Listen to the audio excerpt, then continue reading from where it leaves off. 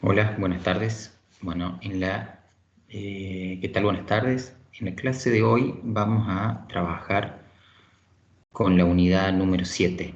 En la primera parte vamos a desarrollar las actividades de interpretación, integración y calificación, que son actividades propias del intérprete y de quien aplica las normas jurídicas en general, y que en particular las vamos a analizar aplicadas a los contratos. Y también vamos a ver en una segunda parte de esta misma clase el principio del efecto relativo de los contratos y diferentes excepciones que permiten que haya terceros que ingresen al contrato y eventualmente que existan efectos contractuales oponibles o invocables por determinados terceros. Vamos a compartir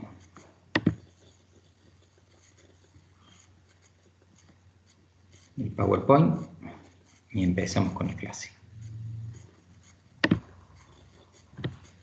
Bien, como les decía, vamos a analizar tres operaciones características o típicas de los operadores jurídicos, que son la interpretación, la integración, la calificación y después en una segunda etapa los efectos de los contratos.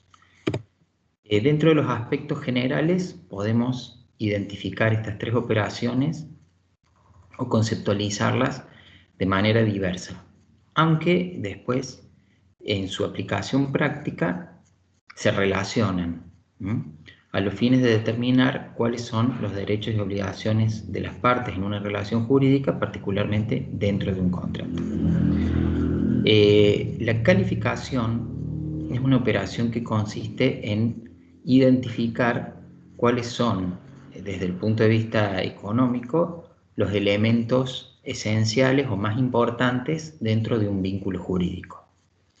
Esa identificación, cuando ese vínculo es un contrato, me va a servir a mí para reconocer si ese negocio está dentro de las categorías previstas por la ley, que a su vez les asigna un régimen nominado o típico.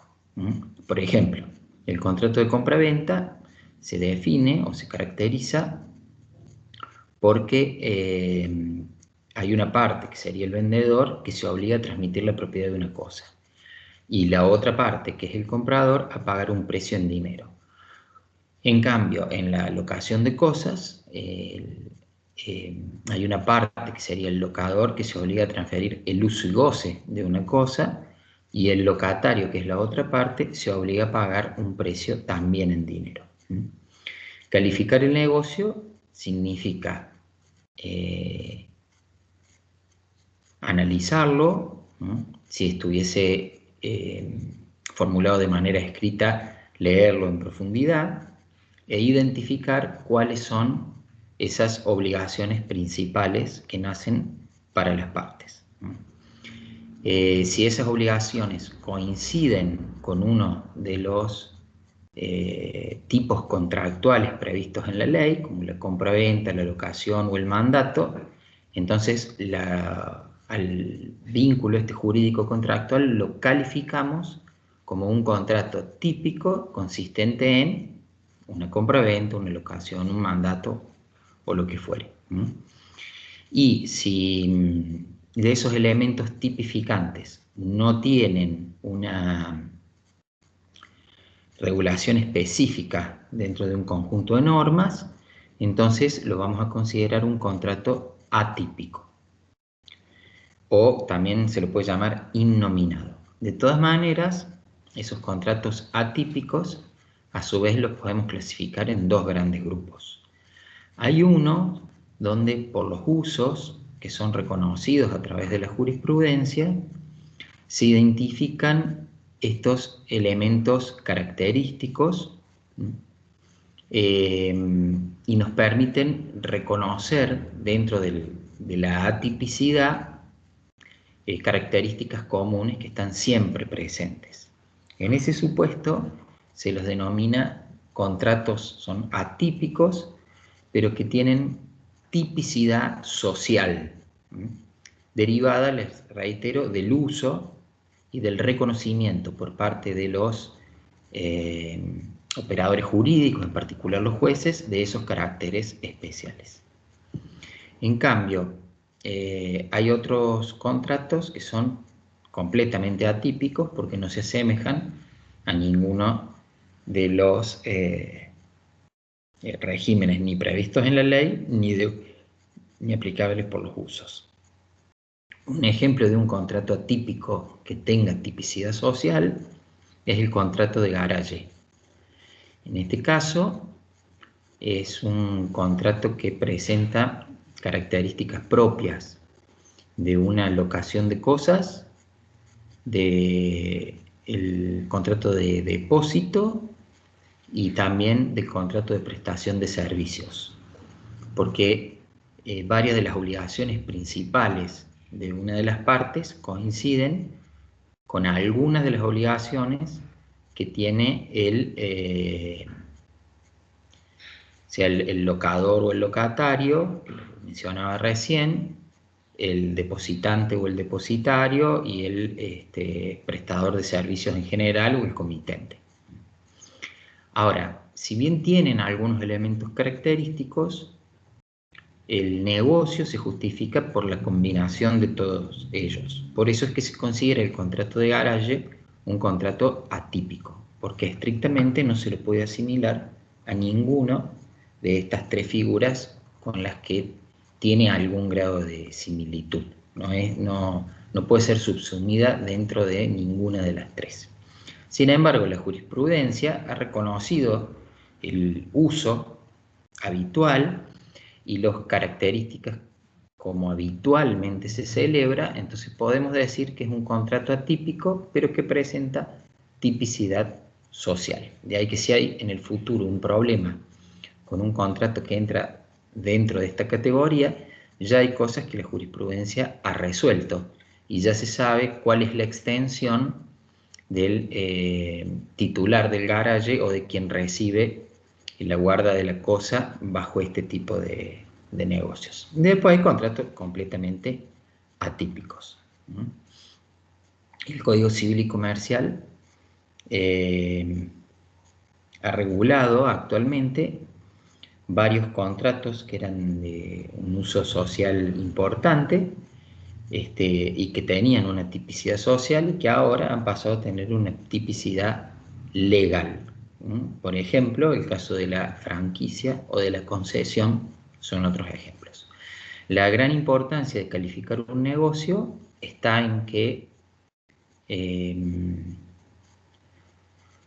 una vez superado las normas de orden público, que sabemos que no se han violado, no se han perjudicado, tenemos que analizar lo que han acordado las partes expresamente y con posterioridad cuál es el régimen legal si las partes no han dicho nada. En ese régimen legal está la clave de la calificación, porque si el contrato es una compra-venta, entonces el régimen vinculado a la obligación de entrega, a las garantías a prestar, a los plazos, etcétera, es distinto a si el contrato es una locación. Esa es la gran importancia del sistema de la calificación. Para finalizar, hay que decir dos cosas más. En primer término, a los fines de calificar un negocio hay que ver el aspecto económico, no el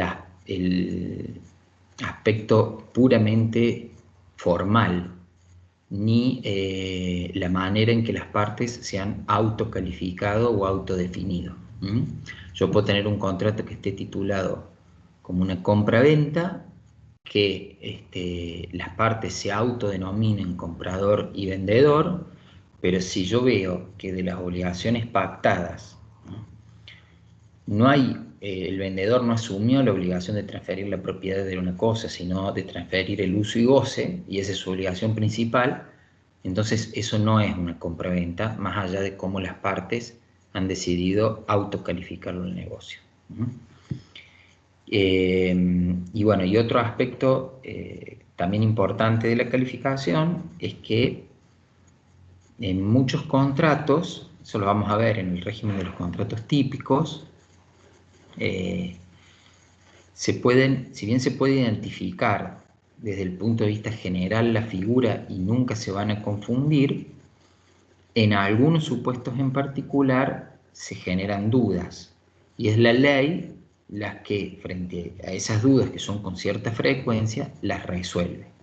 Por ejemplo, en el contrato de obra hay una parte que el comitente o el dueño de la obra que le encarga a la otra, ¿sí?, que puede ser el contratista, ¿sí?, la realización de una obra o de un hacer, que puede ser material o intelectual.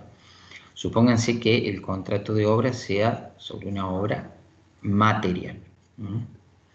Entonces, se distingue claramente de la compraventa porque el objeto de la obra es un resultado, es un hacer, mientras que en la compraventa es adquirir la propiedad de una cosa. Lo que pasa es que cuando la compraventa es sobre una cosa futura, es decir, que todavía no está presente, y para que exista esa cosa futura se requiere de algún tipo de actividad o hacer de la otra parte, entonces nos puede generar la duda si lo que es celebrado es una compra-venta o es un contrato de obra.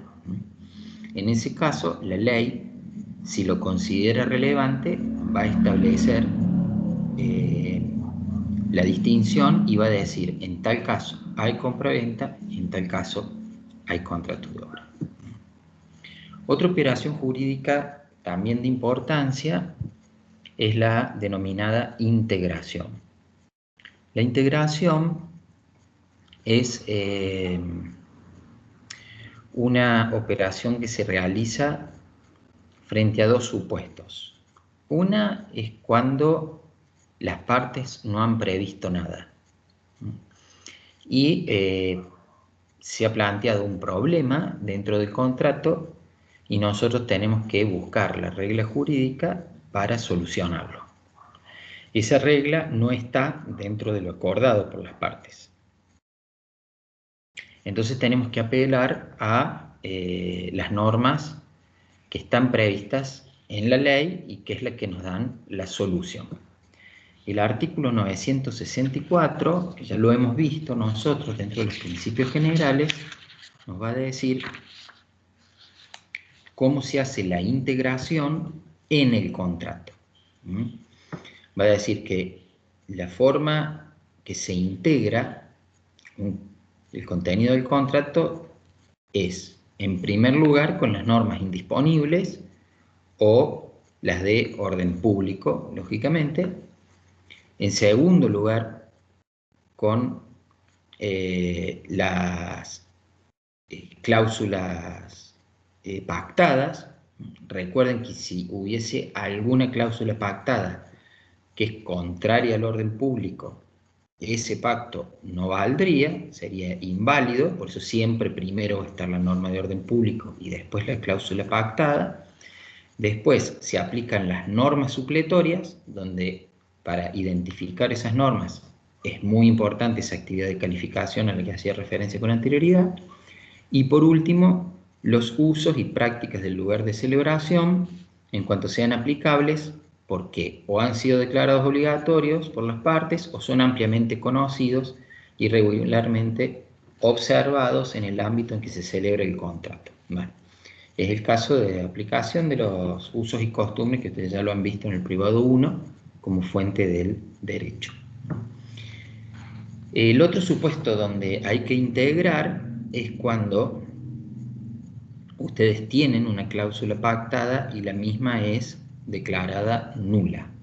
Puede ser porque atenta contra el orden público o porque se incluye dentro de alguno de los otros supuestos de ineficacia que determinan la nulidad. Podría ser, se me ocurre, no sé, un supuesto de lesión, por ejemplo, o algún otro tipo de vicio que determine la existencia de la nulidad Y esa nulidad es parcial, es decir, no es la nulidad total o completa de todo el negocio, sino de alguna de sus cláusulas. Por ejemplo, había una cláusula que preveía los intereses moratorios y esa cláusula ha sido declarada nula porque los mismos son abusivos, tienen un monto excesivo.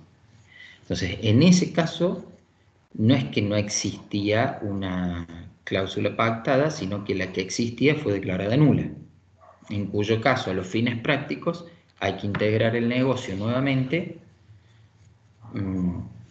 para solucionar el eventual problema que la práctica nos plantea, ¿no? Esa integración también está regulada a propósito de la adhesión en el artículo 989, que lo hemos visto, y a propósito del consumo en el 1122, inciso C, en ambos casos con el mandato dirigido al juez de que siempre que sea posible hay que mantener la validez del negocio y las nulidades tienen que afectarlo solo parcialmente y ser suplida cualquier inconveniente que la declaración de nulidad parcial provoque a través de la integración. Y por último tenemos el concepto de la interpretación. Interpretar es determinar el sentido y el alcance de una norma desde el punto de vista jurídico. En el caso de la que a nosotros nos interesa hoy, esa norma es la que proviene de un contrato. Entonces la interpretación contractual va a hacer referencia a determinar cuál es el sentido y el alcance de las normas contractuales pactadas. Cuando hacemos referencia al sentido, decimos que toda norma siempre está previendo una conducta que la puede hacer o calificar básicamente de tres maneras. Puede hacerla obligatoria, de cumplimiento obligatorio para una de las partes, puede prohibirla o puede hacerla facultativa, es decir, otorgarle el derecho o la posibilidad de realizar la conducta. Entonces, cuando nos preguntamos sobre el sentido, hacemos referencia a eso, a identificar cuál es la conducta prevista y en qué sentido se ha modalizado, es decir, si se la ha prohibido, se la ha permitido, se la ha hecho, en fin, obligatorio. Y en el caso del alcance de una norma, hace referencia a cuáles son los sujetos comprendidos y sobre qué objeto recae. El alcance, en el caso de las normas contractuales, en principio va a incluir a una o ambas partes. Esos son los miembros de esa relación jurídica. Y interpretar significa determinar si es a ambas o es a uno de ellos, o en su caso, bajo qué condiciones. Las normas de interpretación tienen una regulación múltiple de una manera similar a lo que ocurre con la adhesión, con la integración, perdón, porque hay normas que serían propias del régimen general, que se aplicarían a todos los contratos, y después hay un conjunto de normas que se aplican a los contratos paritarios y que actúan además supletoriamente frente a los otros contratos si la otra regulación no dice nada, y después hay normas de interpretación propias de la adhesión, del consumo y en la conexidad contractual.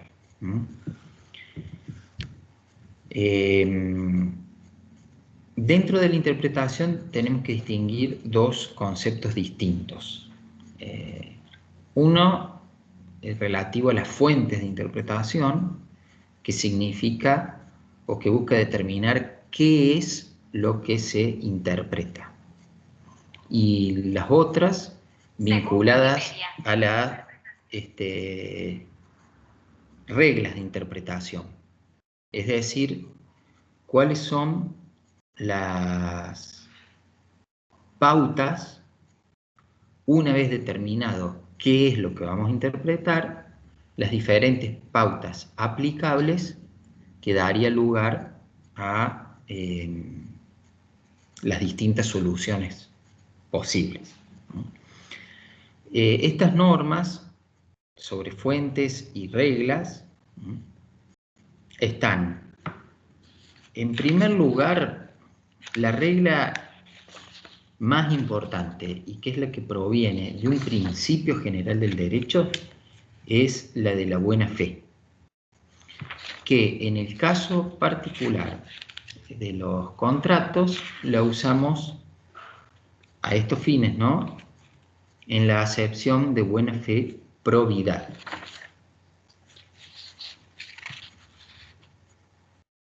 O lo que sería la buena fe objetiva. Eso está en el artículo 961, cuando dice: los contratos deben celebrarse, interpretarse y ejecutarse de buena fe. Obligan no solo a lo que está formalmente expresado, sino a todas las consecuencias que puedan considerarse comprendidas en ellos, con los alcances en que razonablemente se habría obligado un contratante cuidadoso y previsor.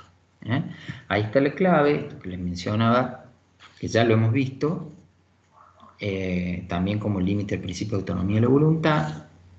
Ustedes lo que tienen que hacer para saber si alguien se comporta de buena o de mala fe es comparar su conducta con la conducta que tendría una persona cuidadosa, previsora, proba en general.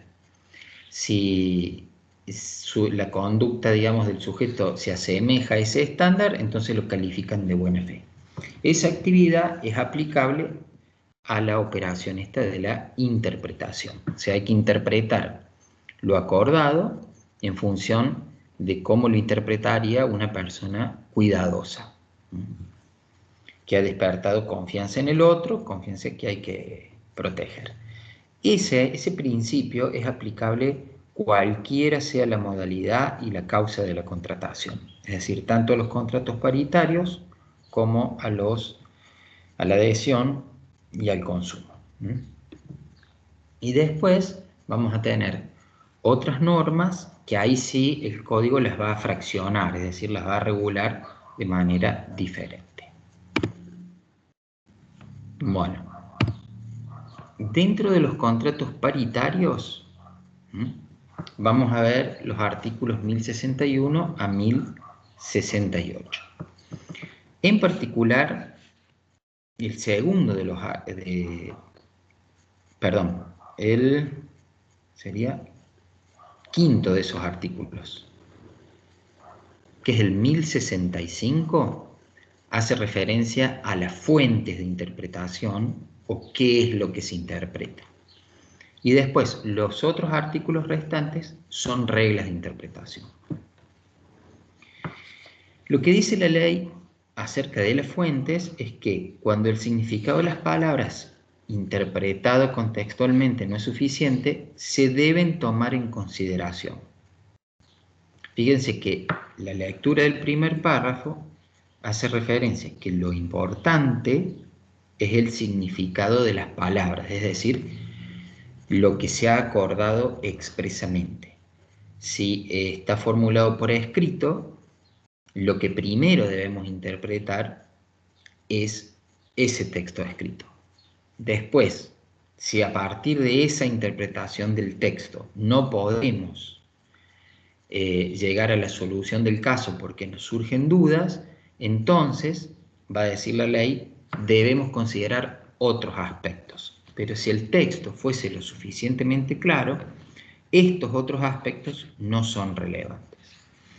¿Cuáles serían esos aspectos? Bueno, en primer lugar, las circunstancias en las que se celebró el contrato, incluyendo las negociaciones preliminares. A veces la duda nos la va a evacuar el contexto de celebración, es decir, cómo se conocieron las partes, qué mensajes intercambiaron de manera previa a la celebración del contrato, y a lo mejor una duda en una de las cláusulas redactadas sobre si se acordó entregar o no determinada prestación, porque la forma de redacción es dudosa, es confusa, la podemos evacuar viendo cuáles fueron esos antecedentes contractuales, donde esa duda puede surgir de manera más clara. Otro aspecto a analizar es la conducta de las partes, incluso la posterior a su celebración.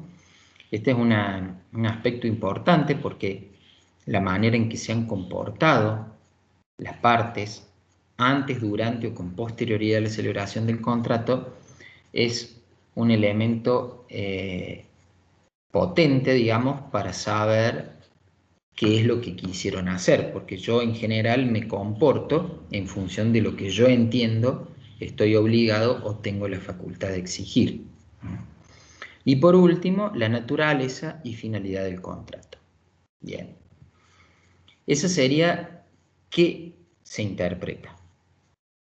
Cuando vamos a las reglas de interpretación, estas que están mencionadas acá, recuerden que son reglas que se aplican luego del principio de buena fe, no tienen en general un orden o prioridad, no están puestas primero hay que interpretar por la A, después por la B o después por la C.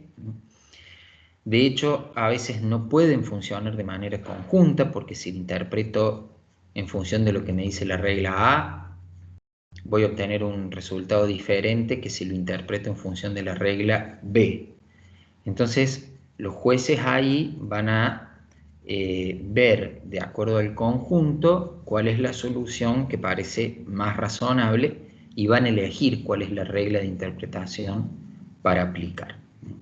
Sí hay, sin embargo, en el caso de la regla F, la del favor de Vitoris, que ya les explico, ahí sí podemos decir que hay una suerte de aplicación residual, es decir, solamente acudo a esa regla si con todas las otras no he podido solucionar el problema o el conflicto. Vamos entonces a verlas cuáles son.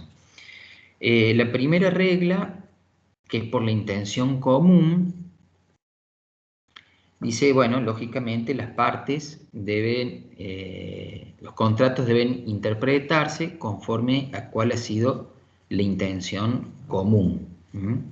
Por eso es más relevante todos los aspectos que surjan del texto, o bueno, de los otros elementos si fuesen aplicables, que demuestren lo que ambos han querido de manera claramente y se van a privilegiar sobre cualquier aspecto que analice la voluntad de solo uno de ellos. Otra regla, que es la de la literalidad o por el significado de las palabras, dicen que en el contrato las palabras deben entenderse en el sentido que les da el uso general, lo que habitualmente se entiende por ellas, salvo que las partes específicamente le hubiesen asignado uno distinto, porque podrían decir las partes para nosotros, mora significa algo diferente a lo que es la mora o demora para todo el mundo, o que ese significado provenga de la ley, de los usos en general, o puede provenir también de algún criterio científico o propio de las prácticas del lugar. O sea, puede ser que un determinado término tenga un significado diferente en la provincia de Córdoba con relación a lo que se dice en la capital. Y después, la próxima regla es la que se denomina contextual. En este caso, lo que se va a decir es que las cláusulas de un contrato que pueden ser ambiguas o vagas, es decir, sin precisión, hay que interpretarlas de acuerdo a los mismos términos que aparecen en otra parte del contrato, ¿no? A veces, si analizamos la cláusula individualmente nos queda una duda, pero si leemos otras partes del contrato, esa cláusula dudosa adquiere un sentido más claro. Otra regla, que es la regla de la conservación, lo que dice es que si la cláusula admite dos sentidos, o más podría admitir, bueno, pero supongamos dos, y en un sentido, si nosotros le asignamos un sentido, determinaríamos que la cláusula es nula, porque se ha dicho algo que no se puede pactar. En cambio, si la interpretamos en otro sentido, esa cláusula sería válida. Entonces hay que preferir la interpretación que le da validez al negocio, porque se considera que nadie realiza contratos para que sean declarados nulos. Y otro principio, que es el de protección de la confianza, que está en el artículo 1067, dice que la interpretación debe proteger la confianza y la lealtad que las partes se deben recíprocamente, siendo inadmisible la contradicción con una conducta jurídicamente relevante, previa y propia del mismo sujeto. En este principio aparecen dos aspectos, o esta regla.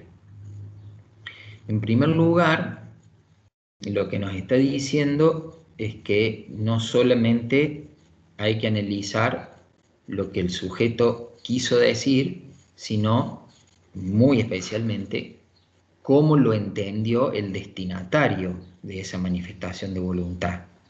Por eso es que la interpretación debe proteger esa interpretación razonable que hace ese destinatario. Y eso es lo que se denomina la protección de la confianza. Y después agrega que no se puede admitir la contradicción con una conducta jurídicamente relevante, previa y propia del mismo sujeto. Esta es lo que nosotros vimos como teoría de los actos propios, que sería violatoria o atentatoria del principio de buena fe, y que está prevista acá como una pauta de interpretación, es decir, no puedo interpretar algo que significaría ir en contra de mis propios actos. La otra regla, que en realidad es una regla residual, como se los adelanté, se aplica solamente cuando no he podido resolver el problema de otra manera, que es la del favor de victores y la equidad.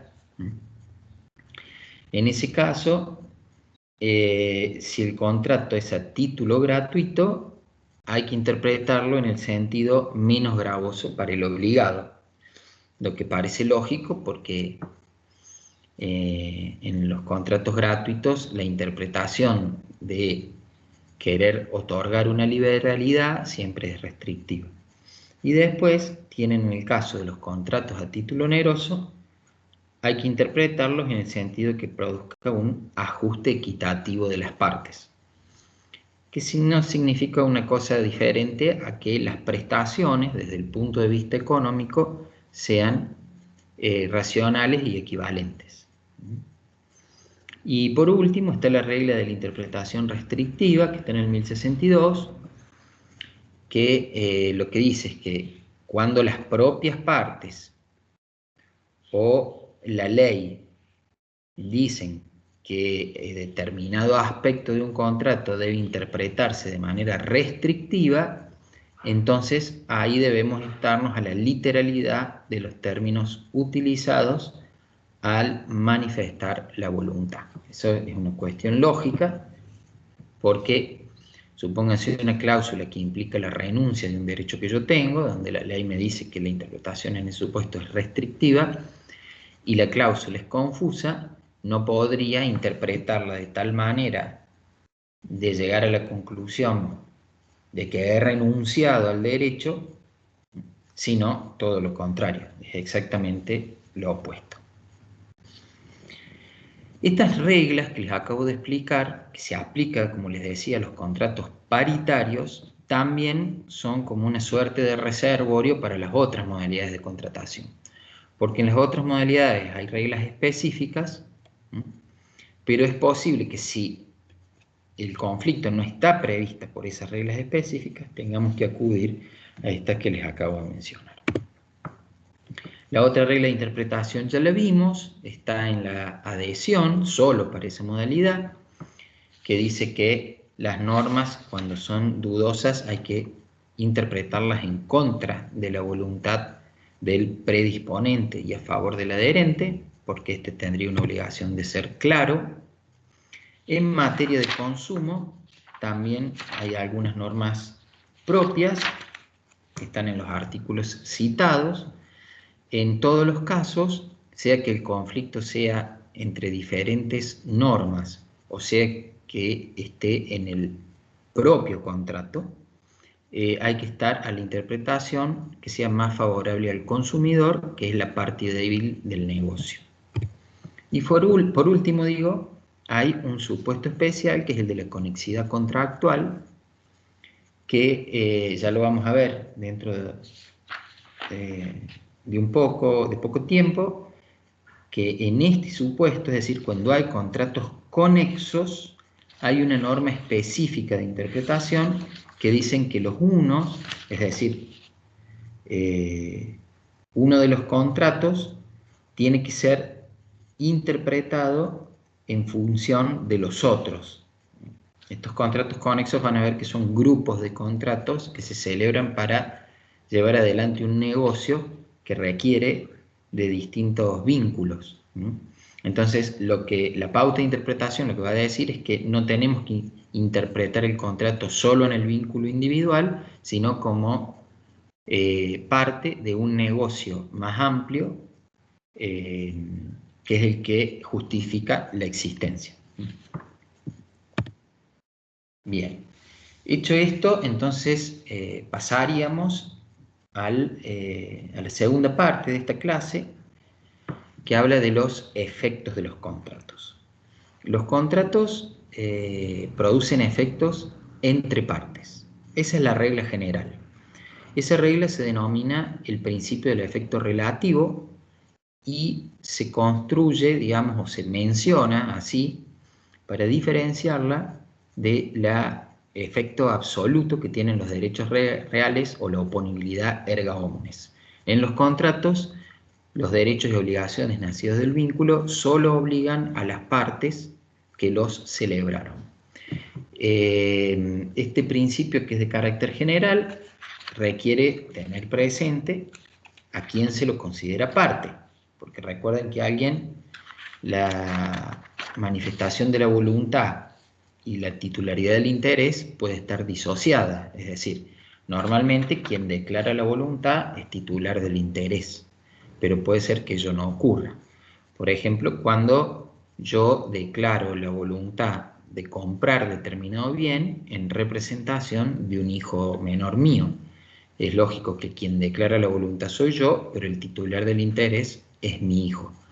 En ese supuesto se va a considerar que la parte no soy yo, sino que es mi hijo si ha actuado dentro de las facultades previstas por la ley.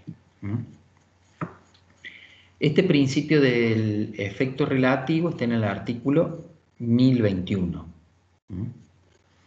Y dice que el contrato solo tiene efecto entre las partes contratantes, no lo tiene con respecto a terceros, excepto en los casos previstos en la presente ley. Y está reafirmado en el artículo siguiente, que dice que los terceros no están obligados a cumplir las obligaciones de los contratos, ni tampoco tienen derecho a invocar el contrato para exigir el cumplimiento. Eso como regla, salvo que se dé algún supuesto de excepción. Este principio del efecto relativo no significa que el tercero no deba respetar la existencia del contrato, en el sentido de que no puede desconocer de que existe, y si el contrato ha sido celebrado válidamente y de manera lícita, indirectamente sus efectos lo pueden afectar. Por ejemplo, porque un bien que estaba a nombre de su deudor, con motivo del contrato y la tradición de la cosa, ha pasado a ser de propiedad de otro. ¿Qué pasa con diferentes terceros que pueden verse afectados con relación a estos contratos? contratos. Bueno, los primeros que aparecen son los sucesores universales o mortis causa. Recordemos que en nuestro derecho la única sucesión es la mortis causa. No existe una sucesión universal por acto entre vivos, no está esa posibilidad de yo por acto entre vivos transmitir la totalidad de mi patrimonio. Y en ese caso, como los sucesores van a continuar la personalidad del causante, la regla es que se los trate igual como si fuesen la propia parte. Por eso es que podríamos decir con más precisión que los contratos producen sus efectos entre partes o sus sucesores universales, salvo que la ley le asigne un carácter diferente, que las propias partes hayan pactado que la muerte implicaba la extinción, o eventualmente que la naturaleza de las obligaciones comprometidas sean intuitu persona y que solo podían ser realizados por la persona que falleció. Después tenemos los llamados sucesores particulares o singulares, que son los que se vinculan a partir de un objeto, que adquieren, le transmiten o reciben a través de un legado o de una transmisión individual. Así, por ejemplo, si Juan le vende a Pedro un determinado inmueble, entonces Pedro va a ser un sucesor singular de Juan con relación a las obligaciones vinculadas a ese inmueble. La regla general es que los sucesores particulares no deben respetar los contratos celebrados por su antecesor. A ellos no les son oponibles, aunque hay un par de excepciones. La primera la vamos a ver en el contrato de locación, donde el adquirente de un inmueble locado, por ejemplo, va a tener que respetar el contrato de locación celebrado por su antecedente, es decir, el enajenante o quien se lo transmitió, hasta que ese contrato finalice. Y la otra excepción proviene de un régimen que ustedes han visto en la primera unidad de esta materia, que son las obligaciones propter rem, que es la propia ley la que establece que esas obligaciones deambulan o se transmiten con la titularidad de una cosa. Y después tenemos otros terceros, que serían los acreedores de las partes, que con relación a ellos, lógicamente, no le pueden ser exigibles prestaciones acordadas entre partes, a sus acreedores, pero los acreedores en principio tienen que respetar el contrato que se haya celebrado, salvo que pudiesen plantear alguna de las medidas protectorias de su crédito. Por ejemplo, las que hemos visto, las integrativas del patrimonio, las de deslinde, las de conservación.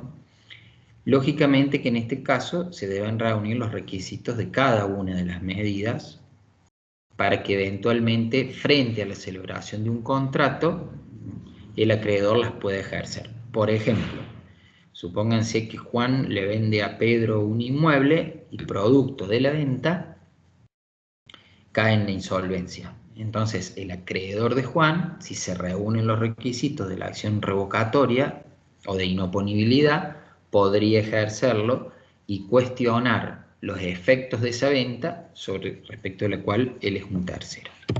Y finalmente están los terceros propiamente dichos, que eso, como les decía, no tienen nada que ver en el contrato, a ellos no les es exigible el cumplimiento de las prestaciones, y que en todo caso deben respetar la existencia del vínculo sin desconocerlo, ¿no? Y soportando en todo caso sus efectos en la medida en que no les genere a ellos un perjuicio o no se reúnen los requisitos mencionados en el caso anterior. Después el código, en la sección segunda de este capítulo 9 de los efectos, va a tratar una serie de incorporaciones de terceros a los contratos, es decir, mecanismos o vías que pueden actuar como una excepción a este principio del efecto relativo, donde dos partes terminan involucrando la prestación en contra o a favor de un tercero. Lo que tienen en común todas estas vías es que este tercero va a tener que manifestar su voluntad, sea ratificando lo celebrado por las partes o aceptándolo, y recién cuando ello ocurra, entonces el efecto del contrato celebrado en el cual él no intervino lo va a alcanzar. Caso contrario, eso no va a ser así. El primer supuesto es la llamada contratación a nombre de un tercero. Esto deviene de un contrato donde se invoca una representación. Por eso hay alguien acá, un representante, que actúa a nombre de un representado. ¿El efecto cuál es? Bueno, si hay representación, quien contrata a nombre del tercero o del representado lo obliga solo si hay representación. Y si no es así, entonces no va a obligar al representado y tampoco va a quedar obligado el representante por el cumplimiento de las prestaciones principales del contrato. ¿Por qué? Bueno, porque quien contrata con él está creyendo contratar con el representado, porque se ha invocado esa representación. Si finalmente esa representación no existe, no le interesa que la prestación esté a cargo del representante. Por eso es que el contrato celebrado a nombre de terceros sin tener representación carece de eficacia incluso para el supuesto representante. Ello no obsta a que se puedan reclamar eventualmente los daños y perjuicios. Si hay una actuación invocando una representación inexistente, pero con posterioridad hay ratificación, entonces en ese caso hacemos de cuenta que la autorización existió ab inicio, o sea, desde el comienzo, y el contrato es plenamente válido y eficaz.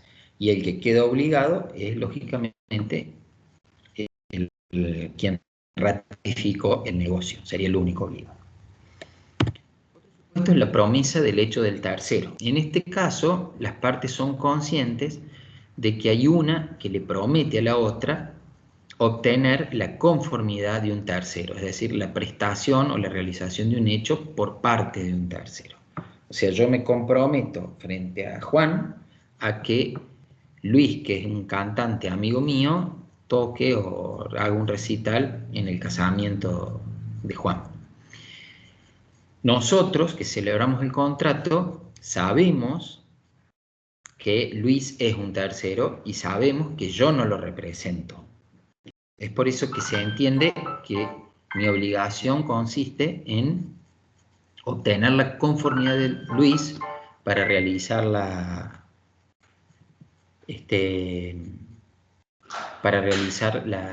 prestación comprometida.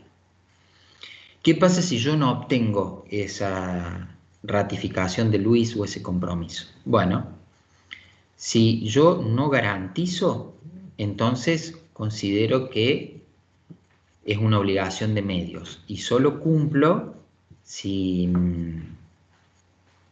acredito haber utilizado o realizado las diligencias razonables para hacer que Luis ratifique el negocio. Ahora puede ser que yo garantice el resultado, es decir, le digo a Juan, seguro que Luis va a aceptar. Si finalmente Luis no acepta, entonces ahí sí voy a responder yo. ¿De qué? No del recital, porque siempre estamos hablando de que el que iba a darlo al recital era Luis, sino en todo caso de pagar los daños y perjuicios que la falta de rectificación haya generado. Después tenemos otro supuesto que es la estipulación a favor de tercero. En este caso hay tres sujetos que intervienen en este negocio jurídico. Solo dos de ellos son parte del contrato. Uno es el estipulante y el otro es el promitente. El estipulante lo que va a hacer es determinar a la persona del beneficiario y encargarle al promitente el cumplimiento de la prestación. Y es el promitente el que se obliga frente al estipulante que va a cumplir con esa prestación a favor del beneficiario. ¿Se entiende? Entonces, Juan le encarga a Pedro que realice determinada, que construya, digamos, una maquinaria y que esa maquinaria se la entregue o se la realice a favor de María. Los contratantes van a ser Juan y Pedro. Y la beneficiaria de esa estipulación a su favor es María. Mientras se realiza la estipulación y el beneficiario no ha aceptado el beneficio, esa estipulación es revocable, es decir, el estipulante podría dejarla sin efecto. Ahora, una vez que María, la beneficiaria, acepta el beneficio a su favor, entonces le nace a ella una acción directa en contra del promitente para exigir el cumplimiento. Si el beneficiario, María, no acepta la estipulación a su favor, el promitente debe cumplir la prestación igualmente, pero a favor del estipulante. La estipulación a favor de tercero en realidad va a involucrar tres vínculos distintos.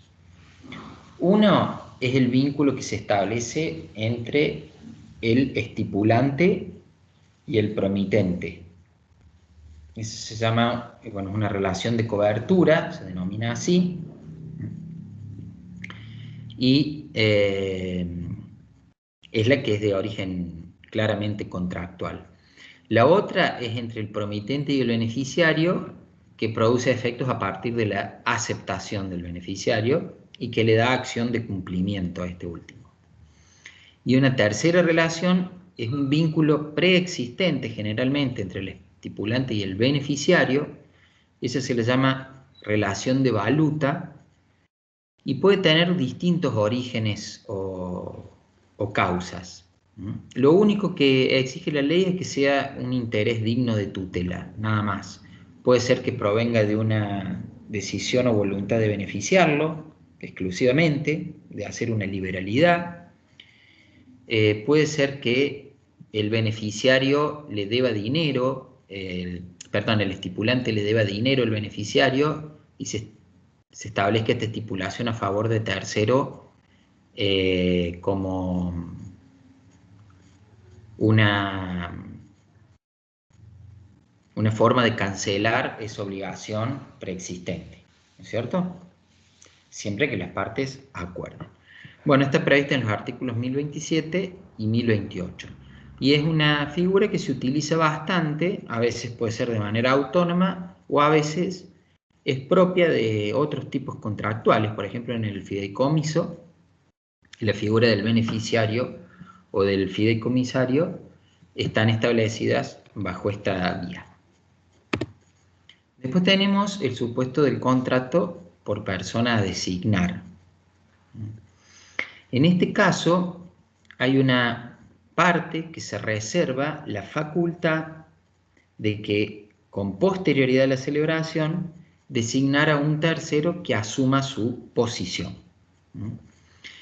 Es una modalidad típica de la intermediación comercial. Digamos, hay alguien que vende algo, entonces yo veo la potencialidad del negocio, lo quiero comprar no porque particularmente me interesen a mí esas cosas, sino porque creo que voy a poder revenderla con cierto éxito. Entonces, en vez de comprarla de manera directa y después hacer una reventa con un segundo contrato, lo que hago es, hago la compra y por un cierto plazo me reservo la facultad de designar a alguien que me sustituya. Si yo no consigo a quien me sustituya, el obligado termino siendo yo y lo tengo que cumplir yo. Si en el plazo pactado yo consigo a quien me sustituya, entonces este tercero va a ocupar mi lugar y va a quedar vinculado directamente con quien contrató conmigo. Lógicamente, esa sustitución seguramente va a ser por un precio y ahí voy a obtener yo la ganancia por la actividad de intermediación. Y el último es un contrato por cuenta de quien corresponda. Esto se hace así porque el sujeto que va a ser el titular de las facultades o de las obligaciones, en el momento en que yo lo celebro, no lo conozco, no sé quién va a ser, pero sí conozco o puedo establecer un procedimiento objetivo para determinarlo, es decir, para saber quién va a ser. Un ejemplo sería así. Supónganse que yo celebro un contrato de transporte y soy el cargador de determinada mercadería que pienso negociarla mientras está en transporte, o sea, mientras viaja. Una forma que se utiliza mucho para hacer esa actividad es emitir una carta de porte, de tal manera que esa carta va a acreditar la titularidad de la mercadería y me va a permitir a mí venderla o negociarla en general mientras la mercadería está siendo transportada. Esa negociación o esa venta se va a traducir en que el que adquiera la mercadería yo le voy a entregar la carta de porte. Entonces cuando la mercadería llega a destino, él con esa carta la retira, porque el transportista solo la va a entregar a quien tenga la carta de porte en su poder. ¿Cómo se daría este contrato por cuenta de quien corresponda? Bueno, yo al cargar la mercadería celebro además un segundo contrato para asegurar esa mercadería por pérdida, deterioro, robo, etc. Y la hago por cuenta del titular de la mercadería, que no sé quién es, porque en este momento cuando yo hago la carga, soy yo, pero después va a ser de quien tenga la carta de porte. Entonces hago un contrato por cuenta de quien corresponda. ¿Quién va a ser el que corresponda? El que se presente con la carta de porte al retiro de la mercadería cuando ésta llegue a destino. Bueno, y ahora para finalizar vamos a ver brevemente el tema de las uniones contractuales.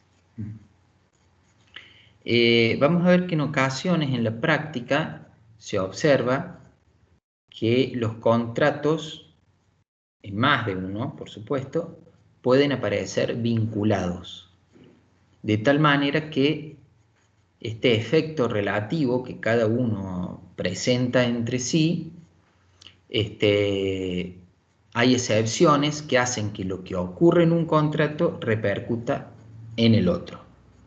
Ese fenómeno se lo llama uniones de contratos y la fuente o el por qué se producen estas uniones de contratos lo podemos encontrar en la propia ley o en la convención de las partes, en el acuerdo. Hay varios supuestos de uniones legales de contratos. Nosotros vemos en nuestra asignatura solamente dos, pero hay más. Uno es el caso de los contratos accesorios y otro es el caso de la subcontratación, que ahora se las explico. En los contratos accesorios existen al menos dos contratos. Uno que es el principal y otro es el accesorio, que reconoce, digamos, su existencia o se justifica su existencia a partir de la existencia del principal. ¿Qué pasa si el contrato principal se extingue? Bueno, se extinguirá también el contrato accesorio. Fíjense que lo que ocurre en el contrato principal, entonces termina produciendo efectos en el contrato accesorio, porque el cumplimiento de la prestación en el principal implica que el contrato accesorio se extinga. Es un efecto que le atribuye la propia ley. En la subcontratación, lo que ocurre es que hay dos contratos distintos que se vinculan a través del objeto, porque una o varias de sus prestaciones que forman parte del primer contrato se transmiten o se derivan, si se quiere, a un segundo contrato donde interviene otra parte, quien es quien va a terminar ejerciendo esos derechos y obligaciones. La subcontratación se diferencia de la cesión porque en la cesión de la posición contractual hay una parte que sustituye completamente a la otra, ¿no? Hay un sujeto que ocupa el lugar que el otro ocupaba en el contrato. En la subcontratación hay un contrato derivado de un contrato marco. Por ejemplo, supónganse que ustedes tienen un contrato de locación de un inmueble, donde Juan le alquila a María una casa que tiene 3 dormitorios, cocina, living, comedor y garaje. Ahí tendrían el contrato marco o contrato principal. Y después María quiere subalquilar el garaje a Luis. En ese caso, lo que hace María es una subcontratación. Lo que ella subalquila es una parte del objeto. Y es esa parte del objeto, digamos, que afecta a derechos y obligaciones que ella tenía como locataria, lo que justifica que llamemos a este segundo contrato un subcontrato o contrato derivado, porque este segundo contrato existe en función de la existencia del contrato marco y va a estar delimitado por ese contrato marco. Lógicamente, la subcontratación lo que va a generar es que todos los efectos, los derechos y obligaciones que se quieren transmitir en el contrato derivado van a estar delimitados por el contrato marco, porque nunca la locataria del contrato marco va a poder transmitir sobre el inmueble que ella ha alquilado un derecho más extenso que el que ella tiene, ¿no es cierto? Las partes ahí las vamos a llamar, está el locador, está la locataria, que a su vez se va a denominar también sublocadora, y después estaría el sublocatario, serían las tres. Como les decía recién en la cesión de la posición contractual, ahí sería distinto, ahí sería el caso donde, supónganse, María, que es la locataria, lo que hace es transmitir su posición como locataria a Pedro, de tal manera que ella sale de la relación jurídica y Pedro ocupa su lugar. La subcontratación, además, lo que va a dar es, como efecto típico de esta unión o vínculo que reconoce la ley, son acciones directas, que nosotros las hemos visto ya en obligaciones en contraposición a las subrogatorias, así que, bueno, ahí no me voy a detener porque es una figura que ustedes han estudiado. Y finalmente tenemos las uniones de contratos voluntarias. En este caso, para poder entender cuándo se dan, hay que considerar que a veces, cuando el negocio económico es complejo, no se puede alcanzar a través de la intervención únicamente de dos partes, sino que hacen falta más partes, varias partes más.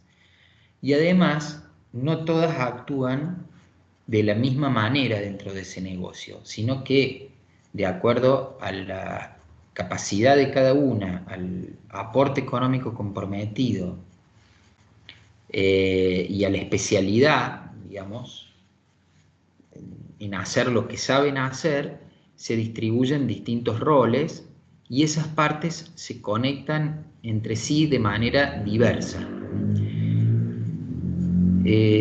Todas comparten la idea o la función de hacer viable el negocio, que es más general.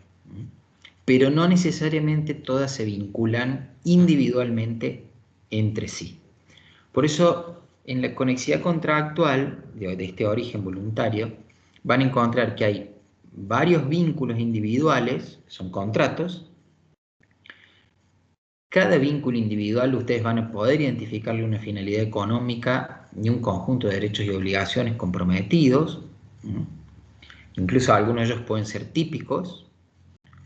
Puede ser que uno sea una compraventa, que el otro sea una franquicia, que sea un contrato de concesión, o sea, está claramente identificado el fin económico individual, pero ese contrato solo va a justificar su existencia si además se celebran con otras partes otro tipo de negocios, y que todos responden a un interés que va más allá del vínculo individual, y por eso se lo llama supracontractual.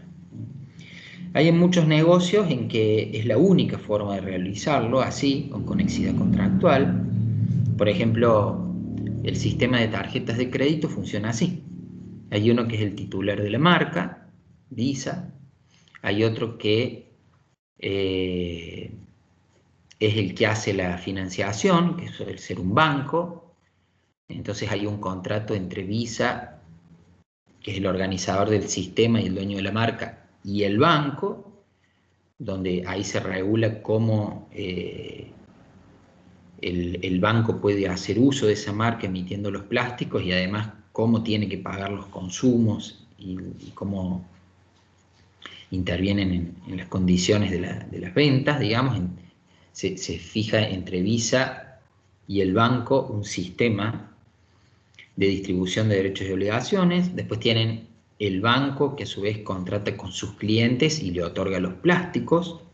Eso generalmente involucra un contrato de mutuo, de préstamo de dinero, de financiamiento, también con derechos y obligaciones entre quien tiene el plástico y el banco.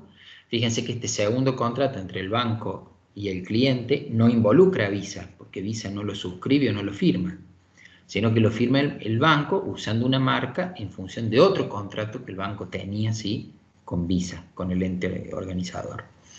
Y después van a tener un contrato entre Visa y los comercios, donde los comercios aceptan utilizar o recibir a los clientes que tienen las tarjetas, y establece un sistema de cómo el comercio rinde las ventas efectuadas con este tipo de tarjetas y cómo Visa después las paga. Y finalmente tienen el consumidor o el titular de la tarjeta de crédito, que es el que va a cada comercio y realiza una compra-venta, o a veces alquila, a veces la prestación de un servicio. Bueno, ahí ven bien cómo se van estableciendo entre distintas partes diferentes tipos de vínculos individuales, pero ninguno existiría autónomamente si no existieran las restantes. Y esa es la clave de la finalidad supracontractual. En la conexidad contractual, ¿qué es lo que tenemos que tener en cuenta? Bueno, en primer lugar, que los derechos y obligaciones no se agotan en el vínculo individual, sino que son también del sistema. Es decir, hay derechos y obligaciones que son del vínculo individual, pero hay otros que los podemos suponer que se extienden al sistema. Lo mismo que los deberes secundarios. Por ejemplo, supónganse que yo soy un franquiciado de una empresa de hamburgueserías y tengo una zona de exclusividad en Río Cuarto. Si yo no respeto la exclusividad que he pactado en mi contrato, el franquiciante me la puede hacer valer. Pero si yo invado una zona porque me traslado para celebrar este tipo de negocios a Villa María y ahí hay otro franquiciado, yo, el franquiciado de Río Cuarto, no tengo un contrato con el franquiciado de Villa María, pero le genero a él un daño si le invado su zona. Entonces, más allá de poder reclamarme el franquiciante a mí el incumplimiento, podría haber un reclamo del franquiciado de Villa María hacia mí por incumplimiento de esas obligaciones sistémicas o los deberes secundarios de no invadir la zona y de no respetar la cláusula de exclusividad. Como se ve, digamos, la existencia de esta conexidad contractual daría lugar a derechos y obligaciones que van más allá del vínculo. Por eso es que es una institución o figura que se explica como una excepción al principio del efecto relativo de los contratos. Este aspecto interno tiene que ver con todos los que forman parte del negocio, de este negocio más amplio que hacíamos referencia en la definición. Y también hay un aspecto externo, que es cuando alguno de estos miembros de este negocio finalmente se conecta con un consumidor, con un destinatario final o con alguien ajeno a la red. En ese caso, es muy frecuente que si en esta red actúan, no sé, supongamos 18 partes, solo una de ellas sea la que se vincule con el agente externo. Por ejemplo, ustedes tienen el fabricante del automotor, el titular de la marca, que le otorgó la licencia para la fabricación, el que hace la financiación, que es otra empresa también vinculada al fabricante, el concesionario, que está en la ciudad de Río Cuarto, y finalmente tienen a la persona que va y compra el auto, Fiat Palio. En ese caso ustedes tienen un vínculo del sujeto con el concesionario, que es claramente contractual, pero es el único contrato que este sujeto que compra el auto celebró. Los otros contratos, este tercero, digamos, el comprador del auto, no se vinculó con ellos. El contrato que tiene el concesionario con el concedente es distinto. El comprador del auto no forma parte de ese contrato, como tampoco forma parte del contrato que tiene el fabricante del auto con el titular de la marca.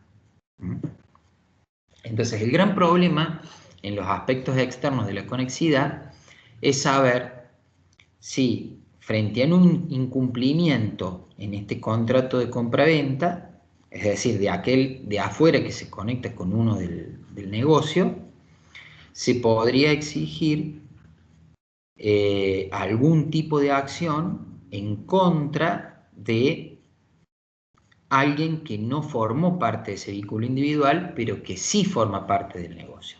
Supónganse que yo compré un automotor en el concesionario de Río Cuarto, me entregan el automotor tiene un problema serio en la caja de cambios, que se rompe al poco tiempo, y eso me genera un daño significativo y hay que reparar la caja.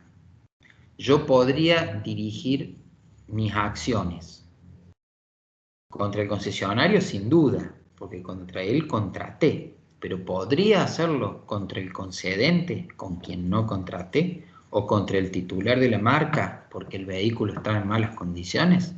Bien, eso es lo que analiza el aspecto externo. Se han desarrollado distintas teorías que tratan de explicar por qué en esos casos se podría extender la responsabilidad más allá del vínculo contractual. Hay algunas que ustedes ya conocen, como es el caso de la teoría de la apariencia, que lo que busca es extender efectos jurídicos a una situación de apariencia similar a los de la representación. Es decir, considerar que el concesionario, por la apariencia creada, forma parte de la personalidad del concedente y por eso el concedente también sería responsable. Hay otra teoría que se llama teoría del control. Lo que dice es que cuando yo controlo societariamente o controlo la voluntad de otro y a partir de ese control yo le hago comportarse o manifestar su voluntad en un sentido, lo lógico sería que si producto de esa manifestación o comportamiento se ocasione un daño, yo tenga que responder por él, porque este que fue el que contrató actuó siguiendo mis instrucciones y el control que yo tenía. Y eso es lo que va a decir esta teoría. También es similar la responsabilidad por el hecho del dependiente, haciendo una interpretación amplia de lo que debe considerarse dependiente, no el caso del empleado o trabajador, sino de una estructura societaria que depende de lo que resuelva otra. Y después hay otra teoría que es la de la finalidad supracontractual, que es la que recepta además el Código Civil de manera expresa en algunos aspectos, que lo que dice es que en ese caso yo tengo que interpretar el negocio en función de su totalidad, o sea, no solamente en el vínculo individual, sino la existencia de esta finalidad supracontractual que explica la existencia del negocio como tal. Esta conexidad es la que está reconocida en la ley en el capítulo 12, el artículo 1073 al 1075. Después ustedes los ven, los analizan y van a ver que es una aplicación práctica de esto que les he comentado. Y finalmente, en materia de consumo hay un artículo específico, que es el artículo 40, que extiende la responsabilidad de manera solidaria por el vicio riesgo, el vicio o riesgo de la cosa o el defectuoso en la prestación del servicio a todos los miembros de la cadena de comercialización. Y que sería una aplicación práctica de este supuesto de la conexidad. Bueno, con esto finalizaríamos